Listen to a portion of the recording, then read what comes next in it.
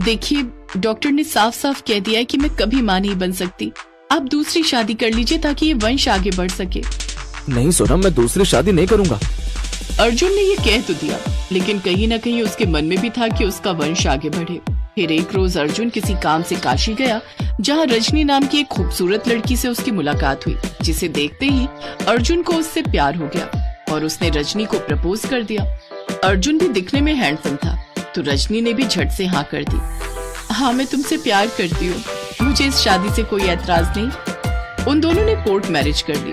अब अर्जुन काम के बहाने ज्यादातर काशी में ही रहने लगा और कभी कभार ही अपनी माँ और पत्नी सोनम से मिलने चंडीगढ़ आता। लेकिन कुछ समय बाद उसने आना जाना भी बंद कर दिया, साथ ही पैसे भिजवाना भी, और अपना फोन नंबर भी बदल दिया। अब उसकी माँ सरला और पत्नी सोनम अकेले ही चंडीगढ़ में रहने लगी। कुछ समय तक तो उनके घर का जैसे तैसे गुजारा चलता रहा, लेकिन फिर एक दिन, क्या करूँ माँ जी, कुछ समझ नहीं आ रहा, अब क्या होगा।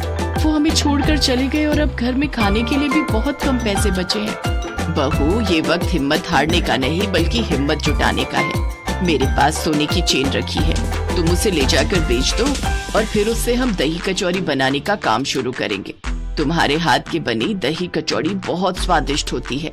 अपने इस हुनर का इस्तेमाल करने का वक्त आ गया है बहू, और मुझे पूरा विश्वास है लोगों को तुम्हारे हाथ की दही कचौड़ी बहुत पसंद आएगी। लेकिन माँ जी, क्या मैं ये कर पाऊंगी? हाँ हाँ बिल्कुल, और इसमें मैं तेरा पूरा साथ दूंगी। सोनम बाजार जाकर वो चेन बेच आती है और उनसे दही कचौड़ी का सामान और साथ ही एक ठेला खरीद लेती है। अगले दिन ही वो दही कचौड़ी बनाकर ठेले पर बेचने निकल पड़ती है। फिर टूरिस्ट प्लेस सुखना लेक के किनारे जाकर अपना ठेला लगा लेती है और जोर जोर से आवाज देकर लोगों को बुलाने लगती है। आइए आइए, स्वादिष्ट चटपटी करारी करारी दही कचौड़ी खाइए। दोनों सास बहू को खड़े खड़े 3 घंटे हो जाते हैं। फिर जाकर उनके पास एक ग्राहक आता है। एक प्लेट देना तो दही कचौड़ी, बहुत जोरों की भूख लगी है। उसे खाते ही वो उसके स्वाद में खो जाता है। अरे वाह, क्या स्वादिष्ट दही कचौड़ी है, मजा आ गया। ऐसा करो 3 प्लेट पैक कर दो, घर वालों के लिए भी ले जाऊंगा, उनको भी बड़ी पसंद आएगी।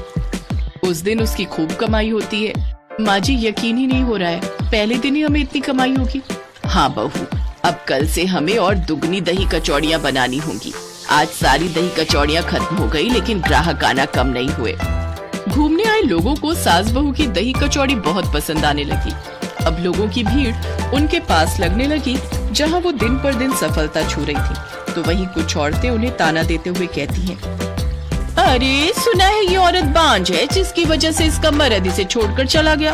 पहले तो ऐशो आराम की जिंदगी जीती थी, लेकिन आज देखो दोनों सास बहू के कैसे दिन आ गए, जो ठेला लगाकर अपना पेट पाल रही हैं। लोगों की बातों से उनका मन तो दुखता, लेकिन फिर वो सब कुछ भुलाकर अपने काम पर ध्यान लगाती। कुछ ही समय बाद सोनम ने सुखना लेक के पास एक दुकान खरीद ली और उसमें दही कचौड़ी बनाने लगी। उधर अर्जुन रजनी और अपने बेटे मयंक के साथ खुश था, लेकिन एक रोज उनकी खुशियों को किसी की नजर लग गई और रजनी का देहांत हो गया, जिससे अर्जुन और मयंक काफी दुखी रहने लगे।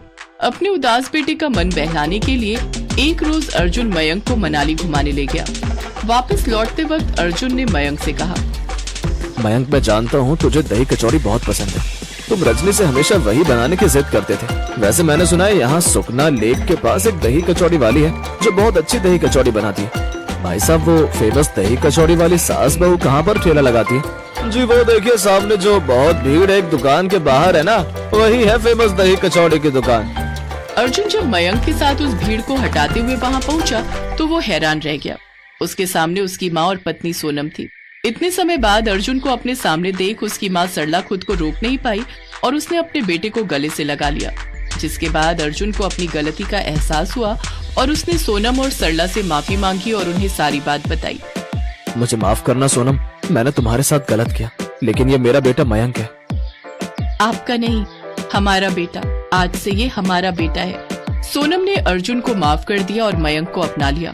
वो मयंक को बहुत प्यार करती और उसे अपने हाथ की बनी दही कचौड़ी बनाकर खिलाती, जो बिल्कुल वैसी ही थी जैसे मयंक की माँ बनाती थी। मयंक को अब पिता के साथ साथ माँ और दादी दोनों का प्यार मिलने लगा। अब वो सब एक साथ खुशी खुशी रहने लगे।